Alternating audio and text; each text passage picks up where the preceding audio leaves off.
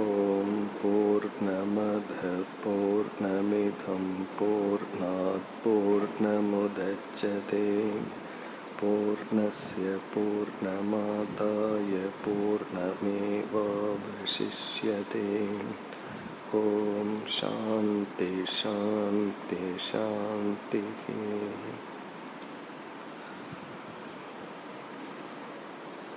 ஈஷாவாஸ்ய உபனிஷத் என்று அழைக்கப்படுகின்ற இந்த உபனிஷத்தில் 3 தலைப்புகள் அமைந்திருந்தன. முதல் 8 மந்திரங்களில் ஆத்ம உபதேசம், அதுதான் உபனிஷத்தினுடைய மைய கருத்து. எல்லா உபனிஷத்துக்களும் பிரம்ம ஞானத்தை அல்லது ஆத்ம ஞானத்தை உபதேசிப்பதற்காகத்தான் உருவாக்கப்பட்டுள்ளது. உபனிஷத்துக்களில் எத்தனையோ கருத்துக்கள் பேசப்படலாம், ஆனால் அனைத்து கருத்துக்களும் ஆத்ம ஞானத்தை கொடுப்பதற்காகத்தான் பேசப்படுகிறது.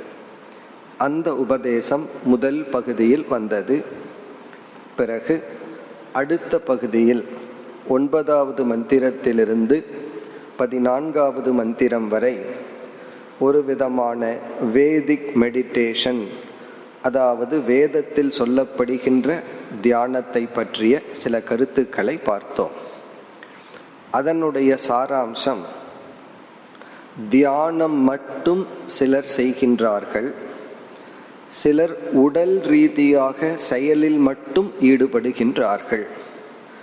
அதாவது சேவை செய்தல், கர்மயோகம் செய்தல், உடல் அளவில் செயல்படுதல். சில பேர் உள்ளத்தின் அளவில், மனதளவில் மட்டும் தியானம் செய்கின்றார்கள். உபனிஷத் இங்கு என்ன சொல்கின்றது? இந்த இரண்டையும் சேர்ந்து செய்தால் பலன் அதிகம். உடல் ரீதியாக நாம் செய்கின்ற செயல்கள், சேவைகள், அதில் மனம் பண்படும். நம்மளுடைய எமோஷனல் பாடி என்று சொல்லப்படுகின்ற நம்முடைய மனமானது மற்ற மனிதர்களோடு டிரான்சாக்ஷன், தொடர்பு கொள்ளும் பொழுது, விவகாரம் செய்யும் பொழுதுதான் உள்ளத்தில் இருக்கின்ற சில உணர்வுகளெல்லாம் வெளிப்பட்டு நாம் அதை பார்த்து சரிப்படுத்த முடியும். அதே போல தியானம் செய்வதன் மூலம்தான் நமக்குள் இருக்கின்ற உண்மைகள் நமக்கு தெரிந்து நம்மை பக்குவப்படுத்த முடியும். இந்த தியான பகுதியில் நேற்று நம்ம பார்த்தோம். முதல் கருத்து தியானமும் செய்ய வேண்டும், செயலிலும் ஈடுபட வேண்டும். இதத்தான் சாஸ்திரத்தில் டெக்னிக்கலா ஞான கர்ம சமுச்சயம். பிறகு 2வது கருத்து நாம் பார்த்தது 2 விதமான தியானங்கள், வியாக்கிருத உபாசனம், அவ்வியாக்கிருத உபாசனம் என்று. வியாக்கிருத உபாசனம் என்றால் வெளித்தோற்றத்திற்கு வந்த இந்த இயற்கையை அல்லது வெளித்தோற்றத்தை அடைந்த இறைவனை தியானித்தல், உருவத்துடன் கூடிய இறைவனை தியானித்தல். அவ்வியாக்கிருத உபாசனை என்றால் வெளித்தோற்றத்திற்கு வராத அருவமாக இருக்கின்ற இறைவனை தியானித்தல். அப்படி 2 விதமான மனிதர்கள் அல்லது ஒரே சாதகன் 2ஐ தனித்தனியாக செய்வான். அரூப தியானம், ரூப தியானம். பிறகு உபனிஷத் இங்கு சொல்கின்ற கருத்து என்ன? 2ஐயும் சேர்ந்து செய்ய வேண்டும். அதாவது இறைவனை அருவமாகவும் தியானிக்க வேண்டும், இறைவனை வெளித்தோற்றத்திற்கு வந்த அனைத்துமாகவும் தியானிக்க வேண்டும். இதத்தான் நம்முடைய புராணங்களில் சிவலிங்கம், சாலிகிராமம் என்றெல்லாம் சொல்லி இறைவன் உருவமாகவும் இருக்கின்றார், அருவமாகவும் இருக்கின்றார் என்றெல்லாம் கூறியுள்ளார்கள்.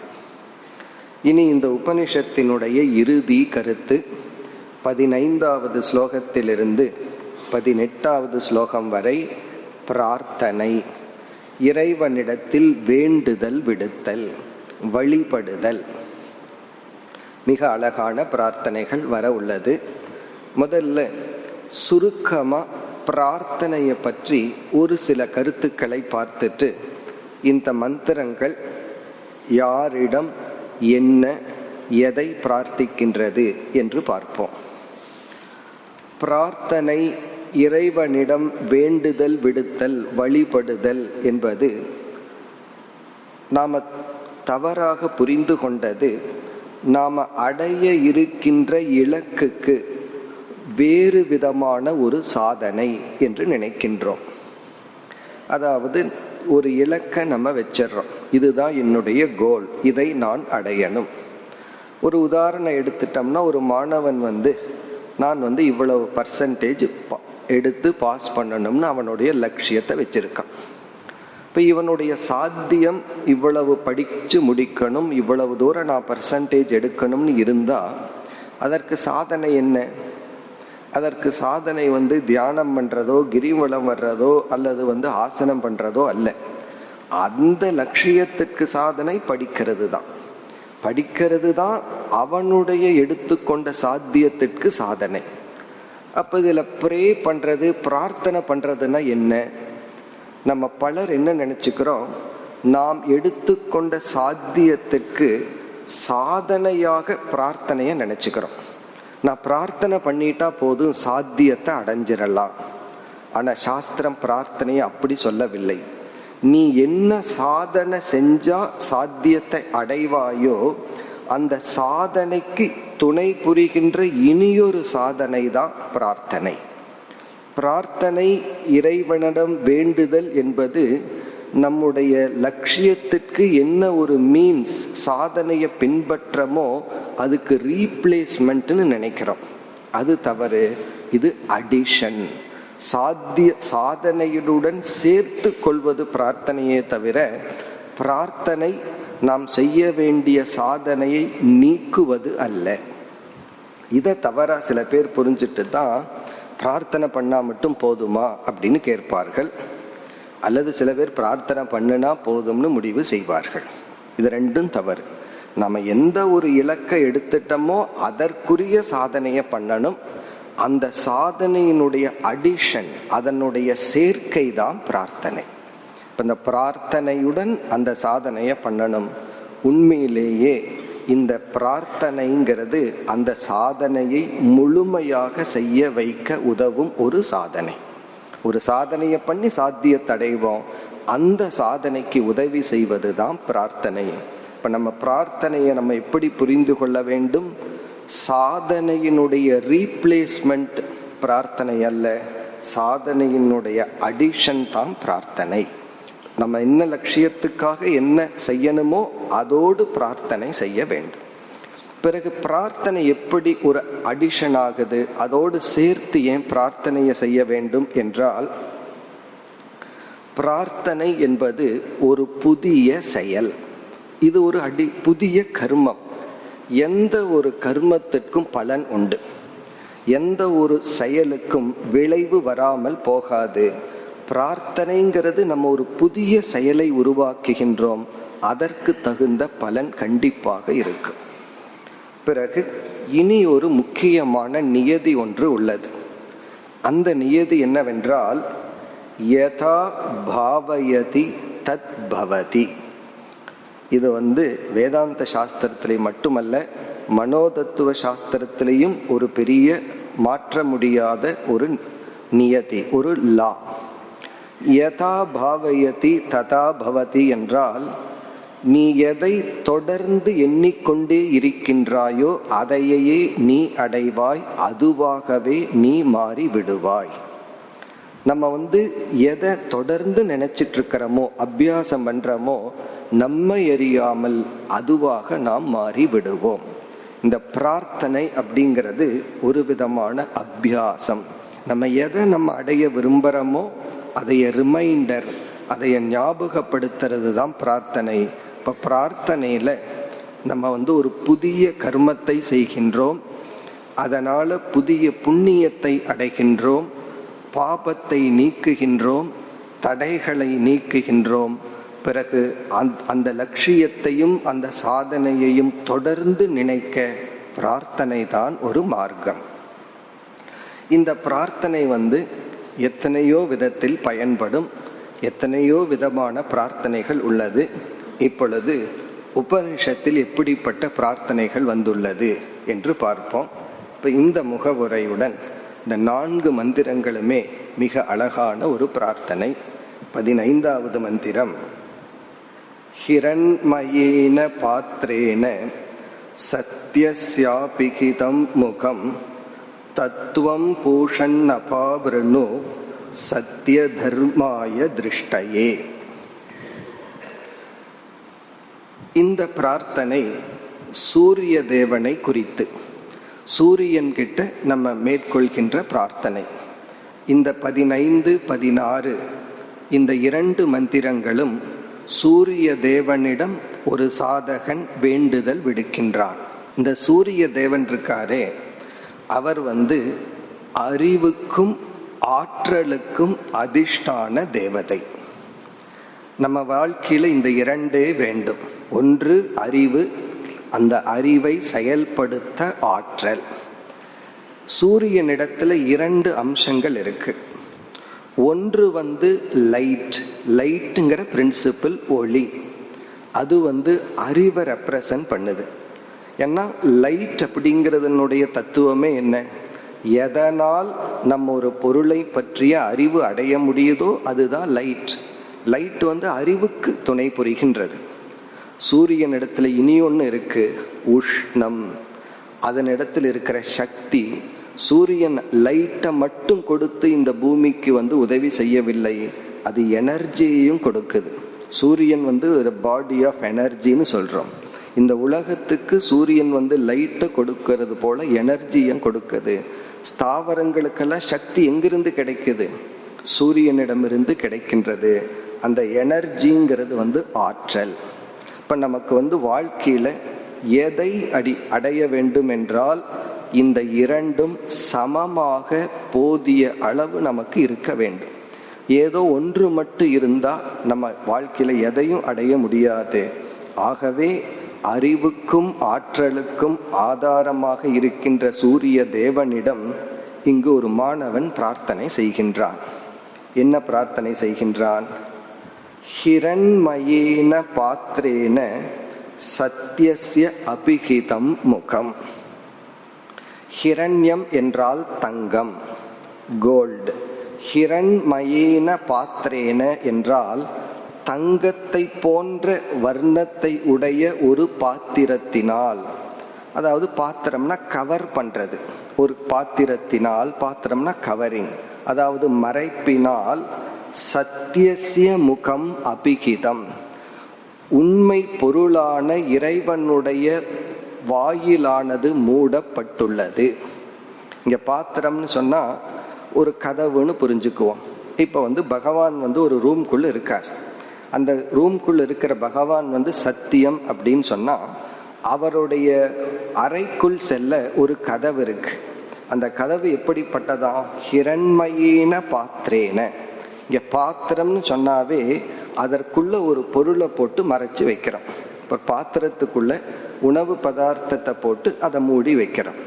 அதே போல தங்கமயமான பாத்திரத்தினால் சத்தியத்தினுடைய வாயிலானது, துவாரமானது மூடப்பட்டுள்ளது. இப்ப பகவானை நான் போய் அடையணும், பாத்திரத்திலிருந்து உன்னை எடுக்கணும், அல்லது ஒரு அறைக்குள் இருக்கிற பகவான் கிட்ட நான் போகணும்னா அவருடைய துவாரம், அதை அடையும் வழியானது தங்கத்தை போன்ற ஒரு பாத்திரத்தினால் மூடப்பட்டுள்ளது. பிறகு தத்துவம் பூஷன் அபாவ்ருணு. முதல்ல இதனோட மொழிபெயர்ப்பை பார்ப்போம், பிறகு விளக்கத்துக்கு வரலாம். கிரண்மயேன பாத்திரேன, தங்கத்தை போன்ற, இது ஒரு எக்ஸாம்பிள், தங்கம்ங்கிறது ஒரு உதாகரணம். தங்கத்தை போன்ற ஒளிர்கின்ற பாத்திரத்தினால் சத்தியஸ்ய, உண்மை தத்துவத்தினுடைய இறைவனுடைய துவாரம், இறைவனுடைய அந்த கதவு, அபிஹிதம்னா மூடப்பட்டுள்ளது. அப்ப நம்ம இறைவனை அடைய போகும் பொழுது இறைவன் எதனால் மூடப்பட்டிருக்கிறாரா? எதனால் பகவான் கவர் ஆயிருக்கார் என்றால் தங்கமயமான ஒரு பாத்திரத்தினால் பகவான் மூடப்பட்டிருக்கின்றார். பிறகு 2வது வரியில தத்துவம் பூஷன். துவம் பூஷன், பூஷன் என்று சூரியனை அழைக்கப்படுகின்றது. ஹே பூஷன், ஏ சூரிய தேவனே. பூஷன் ஏன் சொல்றோம் அப்படின்னா இந்த உலகத்தை போஷிப்பவர், இந்த உலகத்துக்கு சக்தியை கொடுப்பவர், ஆற்றலை கொடுப்பவர்.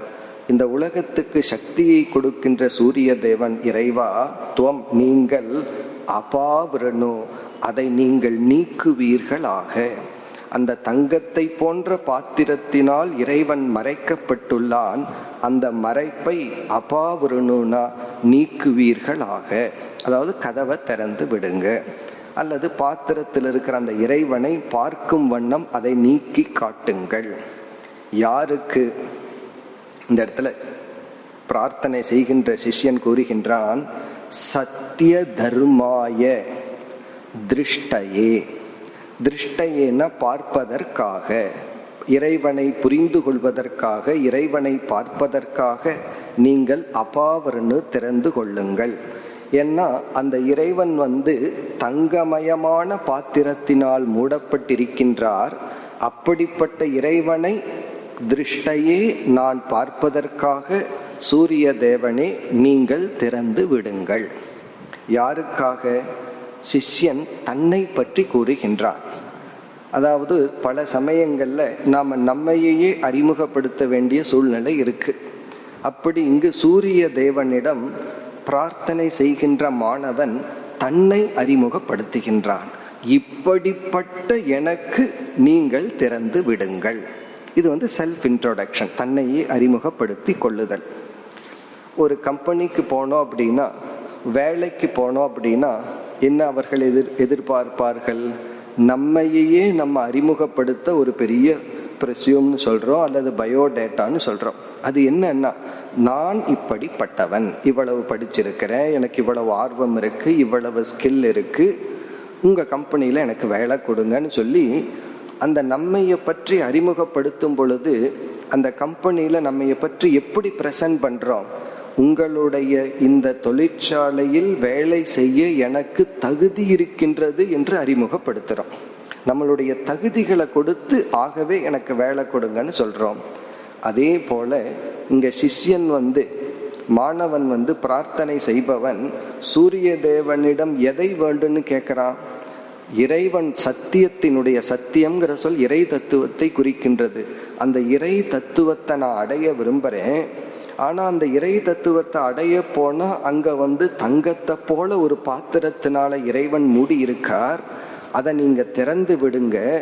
யாருக்காக? இப்படிப்பட்ட எனக்காக. அந்த இப்படிப்பட்ட எனக்காகன்னு தன்னை பற்றிய அடைமொழியில் தன்னுடைய பயோடேட்டாவை சொல்றான். தான் யார்னு சொல்கின்றான். இதுதான் மிக அழகான சொல், சத்திய தர்மாய. சத்தியம் போன்ற தர்மத்தை பின்பற்றுகின்ற எனக்கு. சத்திய தர்மாயங்கிறது தன்னை குறிக்கின்றான். நான் எப்படிப்பட்டவன்னா, சத்தியம் அஹிம்சா போன்ற தர்மங்களை பின்பற்றி கொண்டு வாழ்ந்து கொண்டிருக்கின்ற எனக்கு இறைவனுடைய தத்துவத்தை புரிந்து கொள்ள இறைவனுடைய இருப்பிடமானது மூடப்பட்டுள்ளது. அப்ப இந்த ஸ்லோகத்திலிருந்து, மந்திரத்திலிருந்து நம்ம என்ன தெரிஞ்சுக்கிறோம்? நம்ம இறைவனிடத்துல ஒரு பிரார்த்தனை பண்ணி, இறைவா எனக்கு இதை கொடுக்கணும்னு சொன்னாலும் கூட நான் அந்த தகுதியோட வந்திருக்கிற, ஆகவே எனக்கு கொடுங்கள். என்ன தகுதியா? இங்க சிஷ்யன் தன்னுடைய தகுதியா சொல்றான். நான் இவ்வளவு படிச்சிருக்கிறேன், எனக்கு இவ்வளவு அறிவு இருக்கு, இவ்வளவு சம்பாதிச்சிருக்கிறேன், இவ்வளவு பணத்தை உனக்கு கொடுக்கிறேன், இதெல்லாம் தகுதியா சொல்லல. நான் சத்தியத்தை பின்பற்றுகின்றேன். சத்திய தர்மம் என்றால் சத்தியம் என்கின்ற தர்மத்தை பின்பற்றி வாழ்கின்ற எனக்கு நீங்கள் வழிவிடுங்கள். துவாரம் அபகிதம்னா கதவு மூடி இருக்கு, நீங்க அந்த இறைவனை அடைய எனக்கு கதவை திறந்து விடுங்கள். எப்படிப்பட்ட நான்? சத்திய தர்மாய. இப்படி ஒருத்தன் சொல்ல முடியும் என்றால், இப்ப பயோடேட்டாவில் இவன் என்னென்னலாம் எழுதியிருக்கானோ அதை இவனால் அச்சீவ் பண்ணியிருந்தா தானே எழுத முடியும். அதே போல இறைவனிடத்துல நான் சத்திய தர்மத்தை பின்பற்றுபவன் டிக்ளேர் பண்ணணும்னா அவன் அதை பின்பற்றி இருக்க வேண்டும். ஆகவே அவன் சொல்றான், சத்திய தர்மத்தை பின்பற்றுகின்ற எனக்கு நீங்கள் இறைவன் மறைக்கப்பட்டுள்ளார், அதை திறந்து விடுங்கள். இதுதான் இந்த மந்திரத்தினுடைய பொருள். இனி இதற்குள் இருக்கிற தத்துவ அர்த்தம் என்னவென்றால், இந்த ஹிரண்மயேன பாத்திரேனங்கிற வார்த்தை எதை குறிக்கின்றது? இந்த உலகம் இறைவனை பார்க்க முடியாமல், இறைவனை புரிந்து கொள்ள முடியாத வண்ணம் நம்மை ஈர்க்கின்றது, அட்ராக்ட் பண்ணிட்டு இருக்கு. பகவானை அடையிறதுக்கு யார் தடைனா, இந்த உலகம் கொடுக்கின்ற இன்பங்கள், இந்த உலகம் கொடுக்கின்ற இந்த ப்ராமிஸ் இருக்கே, அதுவே தடையா இருக்கு. இவன் இந்த இடத்துல எனக்கு துக்கம் தடையா இருக்குன்னு சொல்லல. இவன் சொல்றான், எனக்கு சுகங்கள் தான் தடையா இருக்கு, எனக்கு உடல் ஆரோக்கியமா இருக்கு, மனசு நல்லா இருக்கு. இந்த உடல் ஆரோக்கியம் இல்லை, மனசு நல்லா இல்லைன்னா இந்த உலகத்திலிருந்து ஒருத்தன் இன்பத்தையே அனுபவிக்க முடியாது. இப்போ எப்பொழுது பார்த்தாலும் நோய்வாய்ப்பட்டு இருக்கான், இவனுடைய மைண்டு எதுலேயும் கான்சென்ட்ரேட் ஆகலை அப்படின்னா இவன் எதைத்தான் ரசிக்க முடியும்? ஒரு 3 மணி நேரம் அமர்ந்து எதையும் பார்க்க முடியலன்னா ஒரு கிரிக்கெட் மேட்சையும் கூட என்ஜாய் பண்ண முடியாது. சில பசங்க அதுக்கும் தகுதி இருக்க மாட்டார்கள். இப்போ எப்பொழுது பார்த்தாலும் டிஸ்ட்ராக்ட் பண்ணிட்டு இருந்தா இப்படி இந்த உலகத்தை அனுபவிப்பது. இந்த சாதகன் தவமெல்லாம் செஞ்சு அவனுடைய உடல் ஆரோக்கியமா இருக்கு, எப்படிப்பட்ட போகத்தை வேணாலும் உடல் மூலியமா அனுபவிக்க முடியும், எப்படிப்பட்ட இன்பத்தை வேண்டுமானாலும் மனதின் துணை கொண்டு அனுபவிக்க முடியும். இந்த சூழ்நிலையில இந்த உலகம் அவனிடத்துல தங்கத்தை போல அட்ராக்ட் பண்ணிட்டு இருக்கான்.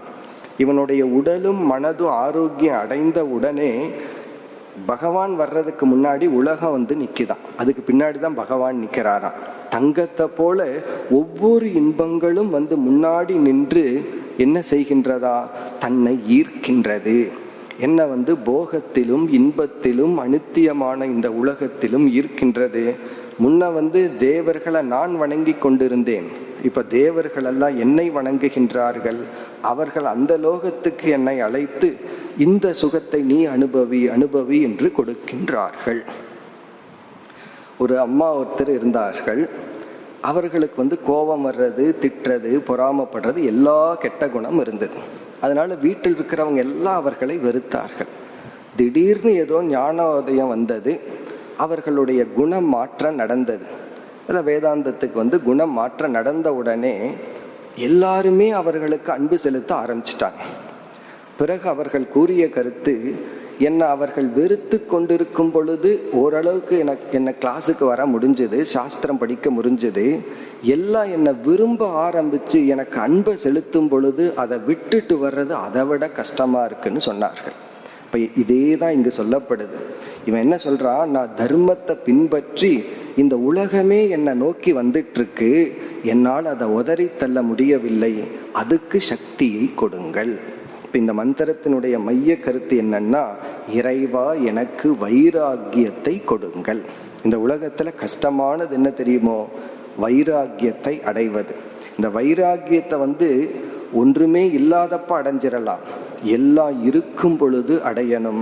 இவன் சொல்றான், நான் தர்மத்தை பின்பற்றதுனால கண்டிப்பா இவன் தர்மத்தை பின்பற்றும் போது உடலும் மனதும் முழுமையான ஆரோக்கியத்தில் இருக்கும். மனது ஆரோக்கியத்தில் இருந்ததுன்னா உலகத்தில் இருப்பவர்கள் எல்லாம் இவர்களிடத்தில் அன்பு செலுத்த வருவார்கள். அவர்களுடைய அன்பும் இந்த உலகம் கொடுக்கின்ற இன்பமும் தான் இறைவனை அடைய எனக்கு தடையாக இருக்கின்றது. இந்த ஹிரண்மயேன பாத்திரம்னு சொன்னா, இந்த கோல்டுங்கிறது ஒரு அட்ராக்டிவ் ஆப்ஜெக்ட்.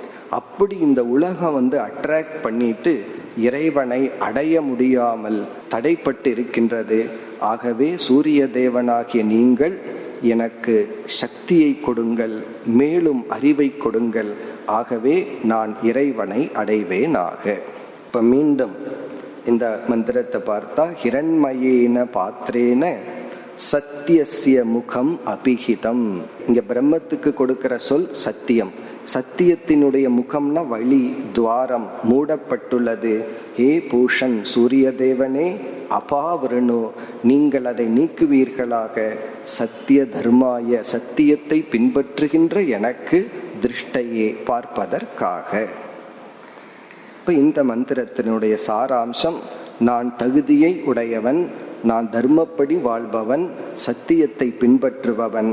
இது செல்ஃப் கான்ஃபிடென்ட்டை குறிக்குது. நான் இப்படிப்பட்டவன், இதுதான் என்னுடைய லட்சணம், இப்படிப்பட்ட எனக்கு இந்த உலகம் ரொம்ப அட்ராக்டிவா இருக்கு, அதிலிருந்து நான் மீண்டு வர வேண்டும். இனி அடுத்த மந்திரத்திற்கு செல்லலாம். இந்த மந்திரமும் சூரிய தேவனை குறித்ததுதான். சூரியனிடம் மீண்டும் பிரார்த்தனை செய்யப்படுகின்றது. 16வது மந்திரம்.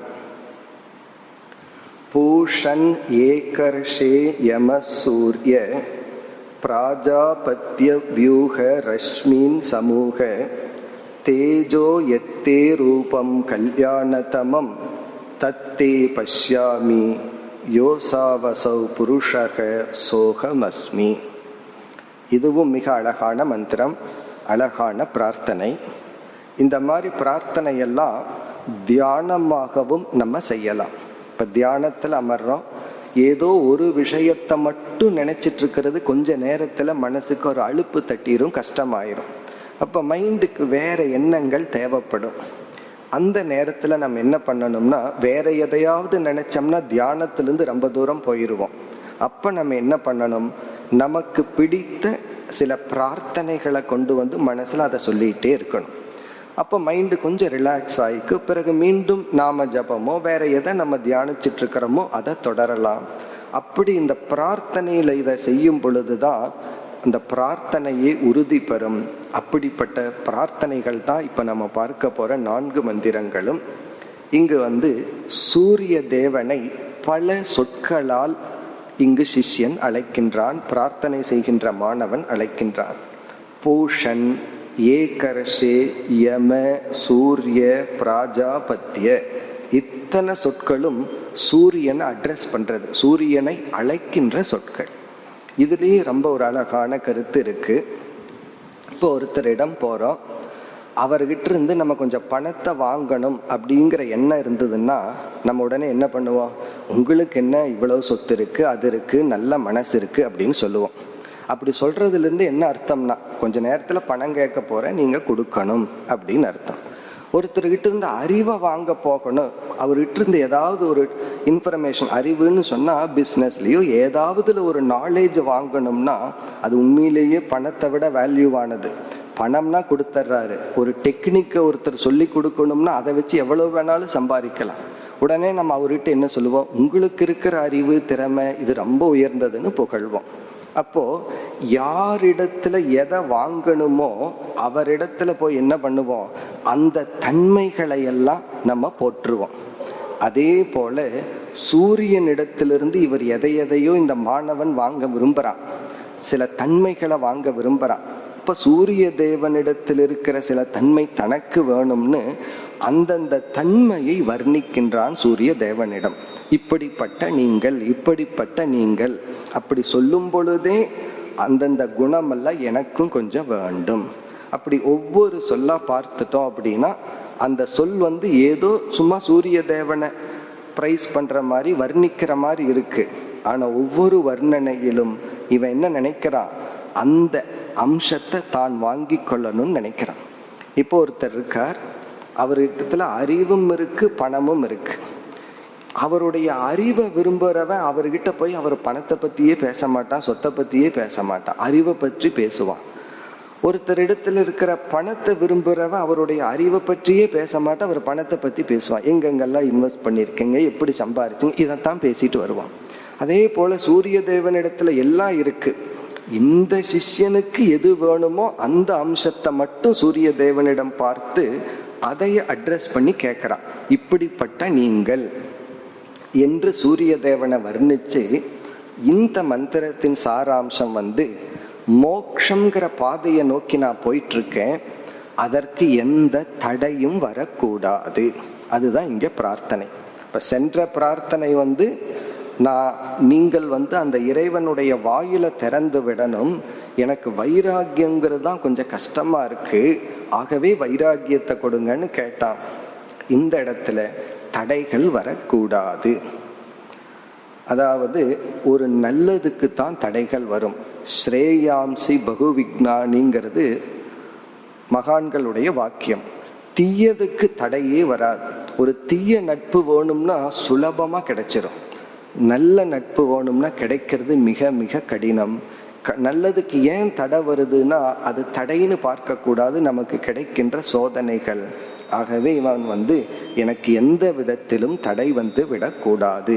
என்னோட ஆயுளோ குறைவா இருக்கு, அந்த ஆயுளுக்குள் நான் அடைய வேண்டிய இலக்கை அடைய வேண்டும். இனி என்னென்ன வார்த்தைகள்னால சூரிய தேவனை இவன் அழைக்கின்றான்? ஒவ்வொன்றும் மிக அழகான சொற்கள். பூஷன், ஹே பூஷன், உலகை போஷிப்பவரே, உலகத்திற்கு ஆரோக்கியத்தை சக்தியை வழங்குபவரே. இதிலிருந்து இவன் என்ன கேட்கிறான்? எனக்கும் சக்தியை கொடுங்கள், உடல் வலுவையும் மனசக்தியையும் நீங்கள் கொடுங்கள். பூஷன் முதல் சொல் உலகத்தை போஷிப்பவரே அப்படின்னு சொல்லும் பொழுதே இவன் என்ன எதிர்பார்க்கிறான்? நீங்க உலகத்துக்கு சக்தியை கொடுக்கறீங்க, அதே போல எனக்கும் உடல் ஆரோக்கியத்தையும் மன ஆரோக்கியத்தையும் கொடுங்கள். பூஷன். அடுத்தது ஏகர்ஷே. ஏகர்ஷே அப்படிங்கிற சொல்லுக்கு பொருள் ஒருவராக சஞ்சரிப்பவரே அப்படின்னு அர்த்தம். ஏகன ஒருவர், ஏகர்ஷேனா தனியாக சஞ்சரிப்பவரே. இதெல்லாம் எதற்குனா இவனுக்குள்ள என்ன வேணுமோ அந்த ஆஸ்பெக்டை பார்த்து கேட்கறான். இப்ப சூரியன் ஒன்றாகத்தானே போகுது, அவர் தனிமையில் இருக்கார், ஒரே சூரியன் தான் இருக்கு. அப்ப தனியாக சஞ்சரித்து கொண்டிருப்பவரே அப்படின்னு கேட்கறதுல இருந்து எனக்கு அந்த ஏகாந்தம்ங்கிற ஒரு சூழ்நிலையை அமைத்து கொடுங்கள், எனக்கு ஒரு சாலிட்யூடு வேண்டும். இப்ப எனக்கு உங்களை போல தனியா சஞ்சரிக்கின்ற சூழ்நிலையும் மனநிலையையும் கொடுங்கள். அப்ப சிஷியனுடைய மனதுல என்ன ஒரு தேவை வந்திருக்கு? கொஞ்சம் சாலிட்யூட் எனக்கு தேவை. காரணம் என்ன? இந்த ஏகாந்தத்துக்கு எத்தனையோ பலன்கள் உண்டு, தனிமையில எத்தனையோ பலன்கள். முதல் பலன் தனிமையில இருக்கும் பொழுதுதான் நாம் நம்முடைய மனதுடன் அறிமுகமாகின்றோம். நம்மையே நம்ம பார்க்க கண்ணாடி இப்படி நம்முடைய முகத்தை பார்க்கறதுக்கு உதவியா இருக்கு, அதே போல நம்முடைய மனதை நம்ம பார்க்கறதுக்கு ஏகாந்தம் தான் உதவியா இருக்கு, தனிமை உதவி செய்யும். மற்றவர்களோடு இருக்கும் பொழுது மனம் அந்த சூழ்நிலை மற்றவர்களிடத்திலேயே போயிடும். தனிமையில் இருக்கும்போது என்ன ஆகுதுன்னா, ஏன் தனிமை ரொம்ப பேர்த்துக்கு கஷ்டமா இருக்குன்னா, தனிமையில அவங்க மனம் அவங்க முன்னாடி வந்துடுது, அதுதான் அவங்களுக்கு கஷ்டமா இருக்கு. இதுல இருந்து என்ன தெரியுதுன்னா, ஒருத்தனை கஷ்டப்படுத்துறது அவனுடைய மனசுதான். இப்ப இந்த தனிமையில ஒரு சாதகனுக்கு கஷ்டமா இருக்காது, அவனையே அறிமுகப்படுத்த ஒரு வாய்ப்பு. பிறகு சில சாதனைகள் செய்யவும் தனிமை உதவியா இருக்கும். ஆகவே ஏகர்ஷே என்று இவன் அழைக்கும் பொழுது, நீங்கள் எப்படி தனிமையாகவே சஞ்சரிக்கிறீர்களோ அதே போல் எனக்கும் அந்த வாய்ப்பை கொடுங்கள், சூழ்நிலையை கொடுங்கள்.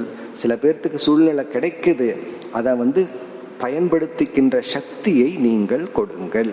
இதுவும் ஒரு விதமான இன்டைரக்டான பிரார்த்தனை. இனி அடுத்த சொல் யம. சூரிய தேவனை யம என்று அழைக்கின்றார். யம அப்படின்னு சொன்னா அனைத்தையும் அடக்குபவர், அடக்கி ஆள்பவர். இந்த யம தர்மராஜாவுக்கு யமன்னு பேர் வந்ததுக்கு காரணமே அவர் அனைத்தையும் அடக்கி ஆள்பவர். அதுபோல யம என்றால் அனைத்தையும் உங்கள் கட்டுக்குள் வைத்திருப்பவர்கள், எல்லாத்தையும் உங்க கண்ட்ரோல்ல வச்சிருக்கிறீங்க. அதே போல என்னுடைய புலன்கள் எல்லாத்தையும் என்னுடைய கட்டுக்குள் வைக்க வேண்டும். ஆகவே ஹே யம. அடுத்தது சூரிய. சூரிய தேவனை ஏ சூரியன் அழைக்கின்றார். சூரியன் என்ற சொல்லுக்கு என்ன பொருள்? தண்ணீரை எடுத்து மழையாக கொடுப்பவர் அர்த்தம். ஜலத்தை எடுக்கிறதுனால அவர் சூரியன்னு பேரு. அதாவது சூரியன் என்ன பண்றார்? கடல்ல இருக்கிற நீரை எடுக்கிறார். அந்த எடுக்கிறாரே அதனால அவருக்கு சூரியன்னு பேரு. இதனுடைய பொருள் என்னன்னா, சூரியன் தண்ணீரை எடுத்து இருக்கிற இடத்துல எடுத்து இல்லாத இடத்துக்கு கொடுக்கிறார். அதே போல நானும் யாருக்கு எதை கொடுக்கணுமோ அதை கொடுக்கிற மனநிலையை நீங்கள் கொடுங்கள். அடுத்தது பிராஜாபத்திய. பிராஜாபத்தியங்கிற சொல்ல பிரஜாபதியினுடைய மகனாக இருப்பவரே. முதல் தோன்றிய பிரஜாபதி உங்களைத்தான் படைத்தார். அப்படிப்பட்ட ஹே சூரிய. இப்ப இத்தனை சொற்களும் சூரியனை வர்ணித்து, இப்படிப்பட்ட சூரிய தேவா இனி என்ன கேட்கின்றார்? வியூக ரஷ்மீன் சமூக தேஜக. ரஷ்மீன் வியூக, உங்களுடைய கிரணங்கள். அதாவது என்னுடைய ஆன்மீக பாதையில நான் சென்று கொண்டிருக்கும் பொழுது இங்க ரஷ்மீன் என்றால் தடைகள், எனக்கு வந்திருக்கின்ற தடைகளை வியூக என்றால் விலக்கி கொள்ளுங்கள். எனக்கு என்ன ஒரு தடை இருந்தாலும் அதை நீங்க தான் விளக்க வேண்டும். ஏன்னா எனக்கு அந்த சக்தி இல்லை, தடைகளை நீக்கிற சக்தி எனக்கு இல்லை, நான் பாதையில பயணம் பண்றதுக்கு தான் எனக்கு சக்தி இருக்கு. ஆகவே ரஷ்மீன் வியூக சமூக தேஜக.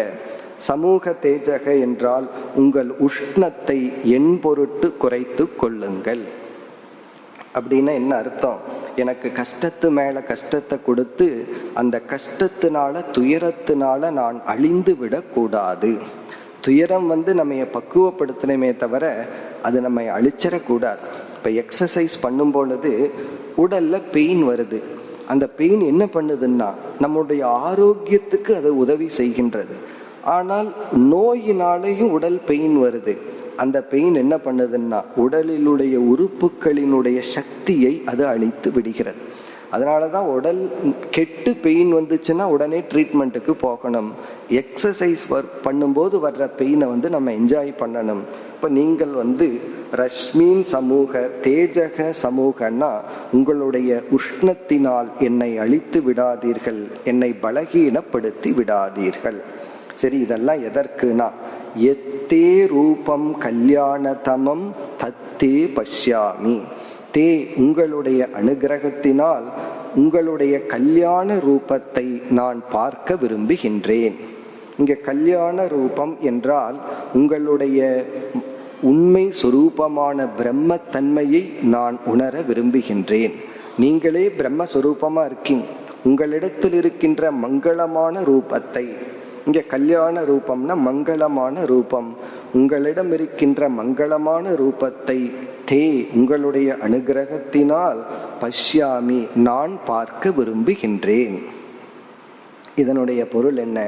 நான் நீங்கள் உணர்ந்துள்ள அந்த பிரம்ம தத்துவத்தை நானும் உணர விரும்புகின்றேன். பிறகு அடுத்த வரியிலையும் மிக ஒரு அழகான கான்செப்ட். இப்போ அந்த தேவதையை சூரிய தேவனை இவன் வணங்குகின்றான். இப்போ சூரிய தேவனை நம்ம வணங்கும் பொழுது அவருக்குள்ள எதையை நம்ம இன்வோக் பண்ணணும்? கருணை என்ற ஒரு உணர்வை அவருக்குள்ள உதிக்க வைக்கணும். இப்போ ஒருத்தன் வேலைக்கு போனான்னா அந்த பாஸ் கிட்ட இவன் மேல ஒரு மதிப்பை இவனை எடுத்துக்கலாம் அப்படிங்கிற ஒரு எண்ணத்தை உருவாக்கணும்.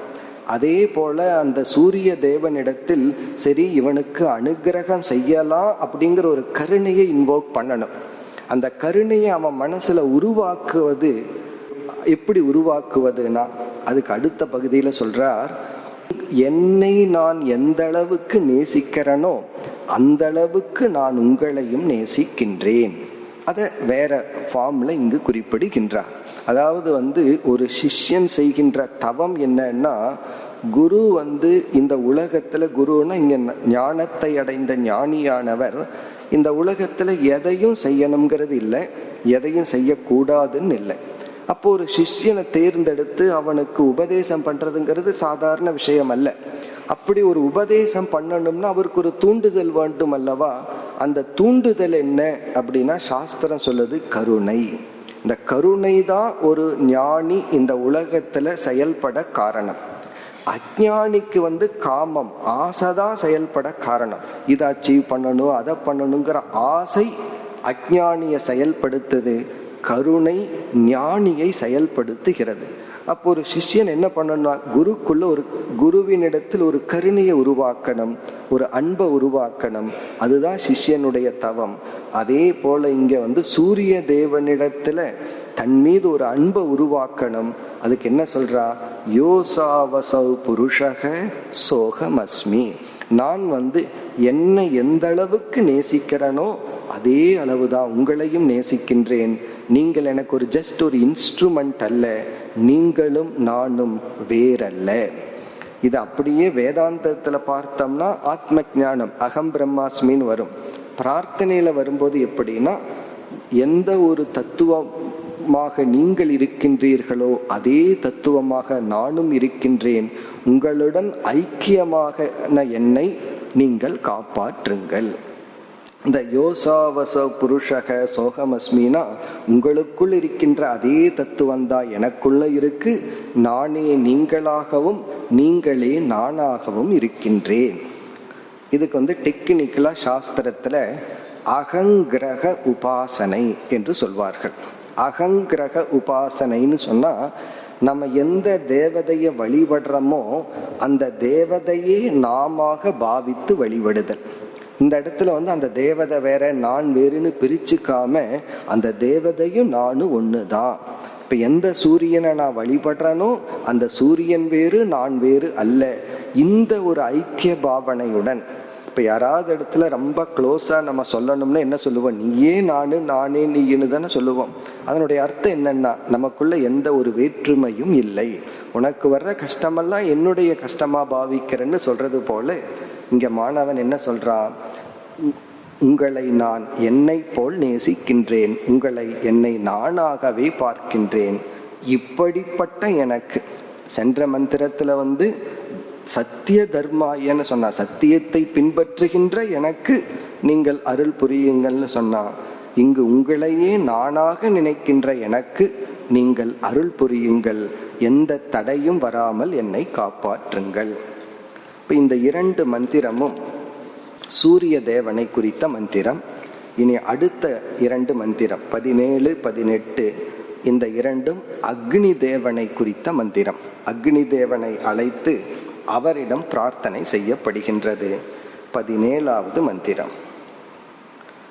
வாயுரணிலம் அமிர்தம் அதேதம் பஸ்மாந்தகம் ஷரீரம் ஓம் கிரதோஸ்மர கிருதகும் ஸ்மர கிரதோஸ்மர கிருதகும் ஸ்மர. இதுவும் மிக ஒரு அழகான பிரார்த்தனை. இப்ப இந்த பிரார்த்தனையினுடைய சாராம்சம், இவனுடைய மனதை இவன் விரிவுபடுத்த விரும்புகின்றான். நம்ம மனசு ரொம்ப குறுகிய வட்டத்தில் இருக்கு, சின்னதையே பார்த்துட்டு இருக்கு. ரொம்ப பேர் ஆகாசத்தையே பார்க்கறது இல்லை, வீடு அதுக்குள்ளேயே இருந்து கொண்டு வருகிறார்கள். அந்த ஸ்பேஸை பார்க்கறதுக்கு கூட ரொம்ப பேர்த்துக்கு நேரம் கிடைக்கிறது இல்லை. இவன் அந்த நான்கிற அபிமானத்தை அப்படியே விரித்து கொள்ள விரும்புகின்றான். பிறகு அபயத்தை இவன் கேட்கின்றான். எனக்கு மரண பயம்னு ஒன்று வரக்கூடாது, அபயத்தை நான் அடைய வேண்டும். நான் என்ன பண்ணணும்? என்னுடைய மனம் முழுதும் விரிவடைய வேண்டும். இப்ப இவனுடைய பிரார்த்தனை வியஷ்டியும் சமஷ்டியும் ஐக்கியமாகுதல். நான் ஒரு சின்ன இண்டிவிஜுவலா இருக்கேன், சிறிய ஒரு தனிப்பட்ட வியக்தியாக இருக்கின்ற நான் சமஷ்டியுடன் கலந்து விட வேண்டும். இப்ப இந்த பிரார்த்தனை மரண காலத்தில் அல்லது இவன் மரணத்தை நினைச்சு பிரார்த்தனை பண்றான். மரண படுக்கையில செய்யற பிரார்த்தனை அல்ல, இவன் தன்னுடைய மரணத்தையே தியானிக்கின்றான். அது ஒரு விதமான வேதாந்திக் மெடிடேஷன், தன்னுடைய மரணத்தையே தியானித்தல். இதைத்தான் ரமண மகரிஷி செய்தார். ரமண மகரிஷி அவருடைய அண்ணன் கோபத்துல செத்து போன்னு சொன்னாராம். உடனே அவர் படுத்துட்டு செத்தா எப்படி இருக்கும்னே நினைச்சு பார்த்தாராம். முதலில் அவருக்கு வந்தது ஒரு பயம், பிறகு அதுவே அவருக்கு ஆன்மீக தத்துவத்தை சிந்திக்க ஒரு தூண்டுகோலா அமைந்தது. அது போன்ற மந்திரம் இது. அதாவது நம்ம இந்த சிஷ்யன் தன்னுடைய மரணத்தை நினைக்கிறான், மரணத்தை நினைச்சு தன்னை அப்படியே விரிவுபடுத்துகின்றான். எப்படி விரிவுபடுத்துகின்றான்? இப்ப மந்திரத்துக்குள்ள போனோம்னா, வாயுகு அனிலம் அமிர்தம். இங்க வாயுகுனா நான் மரணம் அடையும் பொழுது என்னுடைய இந்த பிராண காற்றானது அனிலம் அமிர்தம் என்றும் உள்ள சமஷ்டி பிராணனில் கலந்து விடட்டும். இந்த உடலுக்குள் சென்று வருகின்ற மூச்சு காற்று இந்த உலகத்தில் உள்ள காற்றுடன் கலந்து விடட்டும். பஸ்மாந்தகம் ஷரீரம், என்னுடைய உடலானது சாம்பல் ஆகட்டும். ஷரீரம்னா இந்த ஸ்தூல உடல், பஸ்மாந்தகம் அப்படின்னா நமக்கு தெரிஞ்ச வார்த்தை தான், பஸ்மம் ஆகுதுன்னு சொல்லுவோம். சாம்பல் ஆகட்டும். அதனுடைய பொருள் என்னுடைய உடல் சாம்பலாகி இந்த பிருத்திவி தத்துவத்தில் கலந்து விடட்டும். இந்த 2 தான் இங்கு சொல்லப்படுகிறது, மீதியெல்லாம் நம்ம சேர்த்திக்கணும். நான் இந்த உலகத்தை ஒரு இடத்தை ஆக்குப்பை பண்ணிட்டு இருந்தேன், அந்த இடமானது சமஷ்டி ஆகாசத்தில் கலந்து விடட்டும். என்னிடத்தில் இருக்கின்ற உஷ்ண தத்துவம் சூரிய தேவனிடம் கலந்து விடட்டும்னு சொல்லி, பஞ்சபூதத்தினால் ஆன இந்த உடல் அந்தந்த பூதங்களுடன் கலந்து விடட்டும் அப்படின்னு இவன் மரணத்தையே விஷுவலைஸ் பண்ணி பார்க்கிறான். என்னுடைய மரணத்துல என்னுடைய வாயு அனிலம், அனிலம்னா வெளியிருக்கிற வாயுடன் கலந்து விடட்டும்னு சொல்லி நான் ஒரு இண்டிவிஜுவல் அல்ல, ஒரு தனிப்பட்டவன் அல்ல, நான் இந்த உலகத்தோடு ஒன்றானவன். இந்த உலகமே பஞ்சபூதம்னு சொன்னா என்னுடைய உடலும் பஞ்சபூதம். ஆகவே என்னுடைய உடலுக்கும் உலகத்துக்கு என்ன வேற்றுமை? இது ஒரு விதமான தியானம். இப்படி இவன் தியானம் செய்து சிந்தித்து இவனுடைய மனதை விரிவுபடுத்தி கொள்கின்றான். அதாவது வெஷ்டி அபிமானம் டு சமஷ்டி அபிமானம்னு சொல்றது. வெஷ்டினா தன்னையே மட்டும் அபிமானிச்சிட்டு இருக்கிறது ஒன்று, சமஷ்டினா தன்னுடைய அபிமானத்தை அதிகரித்தல், விரிவுபடுத்துதல். இப்ப நம்ம வீடுதான்னு சொல்லி வீட்டுக்கு மட்டும் நன்மை பண்ணணும்னா அது ஒரு அபிமானம். இது நாடு என்னுடையதுன்னு சொல்லி தெருவை தூய்மைப்படுத்தி அதைய நம்ம தூய்மையா வச்சிருந்தோம்னா நம்ம அபிமானம் அதிகரிச்சிருக்குன்னு அர்த்தம். வீட்டை மட்டும் தூய்மையா வச்சு நாம வாழ்கின்ற தெருவை அசுத்தப்படுத்திட்டு இருந்தோம் அப்படின்னா நம்ம அபிமானம் எவ்வளவு தூரம் இருக்கு? வீட்டுக்குள்ள மட்டும் இருக்கு. நான் வாழ்ற நாடும் தெருவும் நல்லா இருக்கணும்னு நினைக்கும் பொழுது நம்மளுடைய நான்கிறது எவ்வளவு தூரம் எக்ஸ்பேண்ட் ஆகிருக்கு இந்த நாடு வரை. பிறகு அதையும் கடந்து மனித இனம்னு நம்ம நினைச்சோம் அப்படின்னா இந்த நான்கிறது நம்மளுடைய பவுண்டரி அதிகரிச்சிருக்கு. அதைத்தான் இவன் செய்கின்றான். இந்த உடல் நான்னு நினைக்காம இந்த உலகமே நான்னு சொல்லி என்னுடைய மரண காலத்தில் இவைகளெல்லாம் நடக்கட்டும். பிறகு இரண்டாவது வரியில ஓம் கரதோ ஸ்மர கிருதம் ஸ்மர. இப்ப இந்த பிரார்த்தனை இவனிடத்திலேயே பிரார்த்தனை செய்கின்றான். இவ்வளவு நேரம் யாருகிட்ட பிரார்த்தனை பண்ணா? அக்னி தேவனிடத்திலையும் சூரிய தேவனிடத்திலையும். இப்ப கடைசியில யாருகிட்ட பிரார்த்தனை பண்றான்னா அவனிடத்திலேயே. இரண்டாவது வரையில அதனாலதான் சாஸ்திரத்துல ஒருவன் 3 பேர்த்திடத்திலிருந்து அன்பை பெற வேண்டும், ஆசீர்வாதத்தை பெறணுமா. ஒன்று ஈஸ்வர கிருபா, கிருபான கருணை, ஆசீர்வாதத்தை பெறணும், இறைவனுடைய ஆசியை பெற வேண்டும். குரு கிருபா, குருவினுடைய ஆசியை பெற வேண்டும். பிறகு மூன்றாவது ஆத்ம கிருபா, தன்னிடத்திலிருந்து ஆசியை பெற வேண்டுமா. இவனையே பிளஸ் பண்ணிக்கணுமா. அதை இவன் சொல்றான். அப்படின்னு என்ன அர்த்தம்? எனக்கே நான் பகைவனா இருக்கக்கூடாது. இப்போ ஒருத்தன் ஆத்ம கிருபையை அடையணும்னு சொன்னா இவனுடைய இலக்குக்கு இவனே தடையாக இருக்கக்கூடாது. ஆரம்பத்துல இந்த உலகம் இயற்கை சுற்றில் இருப்பவர்கள் தடையாக இருப்பார்கள். அதற்கு அந்தந்த தேவதையை பிரார்த்தனை பண்ணி என்ன பண்ணிடலாம், நீங்கள்லாம் எனக்கு உதவி செஞ்சு எந்த தடையும் வராமல் பார்த்துக்குங்கன்னு சொல்லலாம். கடைசியில யார் தடையா இருக்க போறான்னா நமக்கு நாம தான். ஆகவே இவன் தன்னிடத்தில் பிரார்த்தனை பண்றான். தன்னுடைய மனதை பார்த்து இவன் கேட்கிறான். கிரதோ அப்படின்னு சொல்லி தன்னுடைய மனதை அழைக்கின்றார். மனமே. அதனாலதான் மகான்களினுடைய பாட்டுல பார்த்தா தன்னுடைய மனசை அழைச்சு பாடுற மாதிரி எத்தனையோ பாடல்கள் இருக்கு. ஹே கிரதோ கிருதம் ஸ்மர, நான் என்னென்னலாம் நல்லது செய்தேனோ, என் மனசுல என்னென்னலாம் நன்மை நடந்ததோ அதை மட்டும் நினைப்பாயாக. யாரெல்லாம் எனக்கு நல்லது செய்தார்களோ, நான் என்னென்ன நல்லது செய்தேனோ அதை மட்டும் நினைவில் கொள். கிருதம் ஸ்மர, கிருதம் ஸ்மர, நான் செஞ்ச நல்லதை மட்டும் நினைச்சுக்கோ. இந்த உலகம் எனக்கு செஞ்ச நன்மையை மட்டும் நீ நினைத்துக்கொள். ஏன்னா தீமையை நினைச்ச என்ன வரும்? கோபம் வரும், வெறுப்பு வரும், பொறாமை வரும். நல்லதை நினைச்சா அன்பு வரும், கருணை வரும். ஆகவே இவனுடைய மனசை பார்த்து சொல்றான், மனமே கிரதோ ஸ்மரனா நீ அதை மட்டும் நினை. கிருதம் ஸ்மர, கிருதம் ஸ்மரன்னு திரும்ப திரும்ப சொல்கின்றான். இதனுடைய பொருள், நீ நல்லதை மட்டும் நினைத்து என்னை காப்பாற்று. மனமே, நீ இந்த உலகம் உனக்கு எத்தனையோ கஷ்டங்கள் கொடுத்திருக்கலாம். அதனால கடைசியா நீ என்ன ஆன? நீ நல்ல நிலைக்கு தான் வந்துள்ளாய். ஆகவே அதையெல்லாம் மறந்துட்டு நீ நல்லதை மட்டும் நினைப்பாயாகன்னு சொல்லி இவனுடைய கிருபையை இவனிடமிருந்து வேண்டுகின்றான். இதுவும் ஒரு அழகான பிரார்த்தனை. இனி இறுதியாக 18வது மந்திரத்தில் அக்னி தேவனிடம் செலுத்தப்படுகின்ற பிரார்த்தனை. அக்னே நய சுபதா ராயே அஸ்மான் விஸ்வானி தேவ வயுனானி வித்வான் யுயோத்யஸ்மாத் ஜுகுராண மேனக பூயிஷ்டாம் தே நம உக்திம் விதேம. இது அக்னி தேவனை குறித்த பிரார்த்தனை. அந்த காலத்துல நாம் செய்கின்ற அனைத்து கர்மாக்களுக்கும் செயல்களுக்கும் அக்னி என்ற ஒரு தத்துவம் கண்டிப்பாக இருக்கும். அதனாலதான் சொல்வார்கள், நான் அக்னி சாட்சியா சொல்றேன், நெருப்பின் மீது சத்தியமா சொல்றேன்னு உலக வழக்குல வந்திருக்கு. இந்த அக்னி சாட்சின்னு சொல்றதனுடைய காரணம் என்னன்னா, எல்லா கர்மங்களிலும் நெருப்பு என்பது அந்த கர்மத்தினுடைய ஒரு அங்கமா இருக்கு. நம்ம செய்யற அக்னிஹோத்திரமா இருக்கலாம், வேற எந்த ஒரு யாகம் பூஜைகள் செய்தாலும் நெருப்பு அங்க இருக்கும். இன்னைக்கு அது வேற ஃபார்ம்ல இருக்கு.